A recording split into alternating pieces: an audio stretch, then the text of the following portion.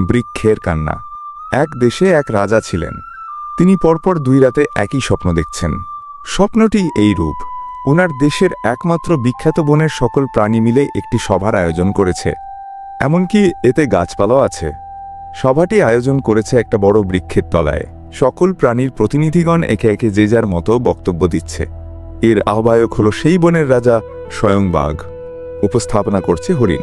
সভাপতি হলো বড় বৃক্ষটি, যে বৃক্ষটির তলায় সভার আয়োজন করা হয়েছে। এবার বক্তব্যের জন্য আহ্বান করা হলো হনুমানকে।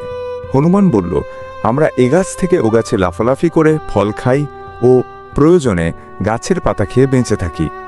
অনেক সময় হরিণ বন্ধুর জন্য পাতা ছিঁড়ে ছিঁড়ে ফেলি। আমাদের এই বন ছাড়া কোথাও ঠাঁই হয় না। কোন কোন সময় লোকালয়ে গেলেও তাড়া খেয়ে ফিরে আসতে হয়।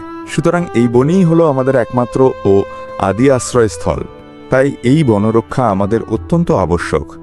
সকলেই হনুমানের বক্তব্য শুনে সমস্বরে হাতে তালি দিতে লাগল।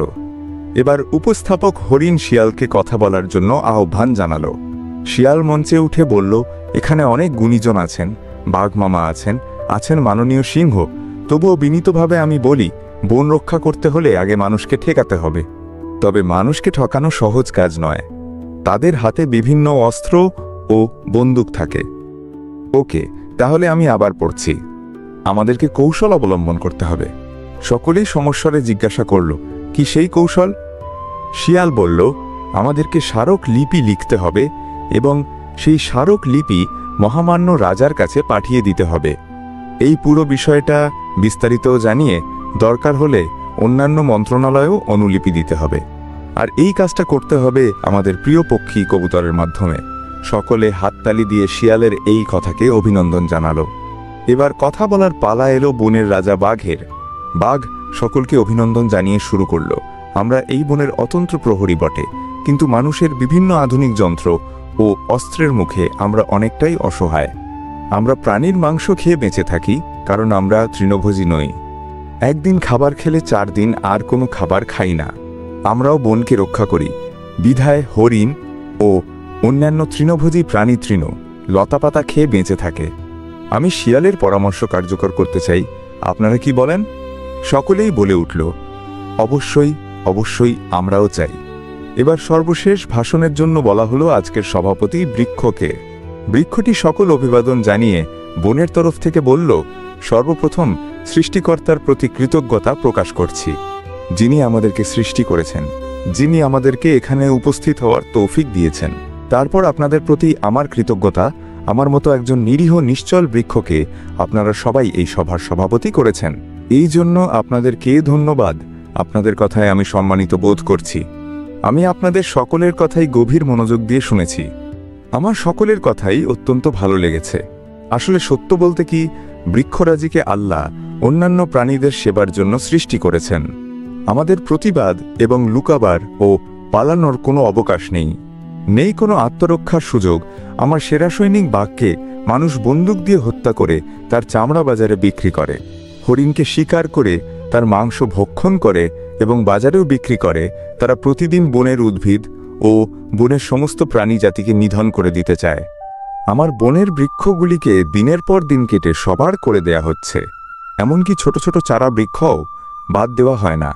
আবেগে আপ্লুত হয়ে বৃক্ষটির ডগা দিয়ে পানি ঝরতে লাগল। বৃক্ষটির কান্না দেখে সকলের চোখে পানি চলে এলো। বৃক্ষটি আবেগজড়িত কান্না কণ্ঠে বলতে লাগল, অথচ এই বন মানুষের জন্য, প্রাণীর জন্য বেঁচে থাকার একমাত্র অবলম্বন, অক্সিজেন যোগায়। আমাদের অনুপস্থিতিতে ওরা নিজেরাও বেঁচে থাকবে না। আবহাওয়ার ভারসাম্য রক্ষা করে বৃষ্টিপাতে সহায়তা করে। প্রচণ্ড ঝড় থেকে উপকূল তথা মানুষকে রক্ষা করে থাকি। বন হলো একটা দেশের জন্য ফুসফুস স্বরূপ। এই বলে বৃক্ষ তার বক্তব্য সমাপনী টেনে সিদ্ধান্ত জানায় যে মহামান্য রাজার কাছেই পত্র লিখব গাছবনের বিভিন্ন প্রাণীদেরকে এই কার্যক্রম পালন ও দায়িত্ব দিয়ে সকলের কাজ বন্টন করে। আজকের সভা শেষ করে ও সভার কার্যক্রম সমাপ্ত ঘোষণা করে। রাজা স্বপ্নটি নিয়ে বেশ মনোযোগী হলেন এবং গুরুত্ব দিলেন। সংশ্লিষ্ট বন কর্মকর্তাকে বনরক্ষার জন্য জোর আদেশ দিলেন কার্যকর পদক্ষেপ নেওয়ার জন্য। এখন দেখার বিষয় বনটি রক্ষা পায় কিনা। রক্ষক যেন ভক্ষক না হয়। আমাদের উচিত বন্যপ্রাণীদের রক্ষা করা। তারা আমাদের পরিবেশের ভারসাম্য বজায় রাখতে সাহায্য করে। এছাড়াও গল্পটি আমাদের সম্মিলিত প্রচেষ্টার গুরুত্ব তুলে ধরে। যদি আমরা সবাই একসাথে কাজ করি তাহলে আমরা আমাদের বন ও পরিবেশকে রক্ষা করতে পারব। তো আমাদের পরিবেশ এবং প্রকৃতির প্রতি দায়িত্বশীল হওয়ার কথা বলে। গল্পের শিক্ষা হল বন ও পরিবেশ রক্ষা করা আমাদের কর্তব্য। ছোটদের এবং বড়দের উভয়েরই উচিত গাছ লাগানো এবং পরিবেশ পরিচ্ছন্ন রাখা। বন আমাদের অক্সিজেন দেয়, যা আমাদের জীবন বাঁচানোর জন্য অপরিহার্য। ভিডিওটি ভালো লাগলে এডুকেশন বাংলা চ্যানেলটি সাবস্ক্রাইব করুন। নিয়মিত ভিডিও পেতে বেল বাটনটি ক্লিক করুন।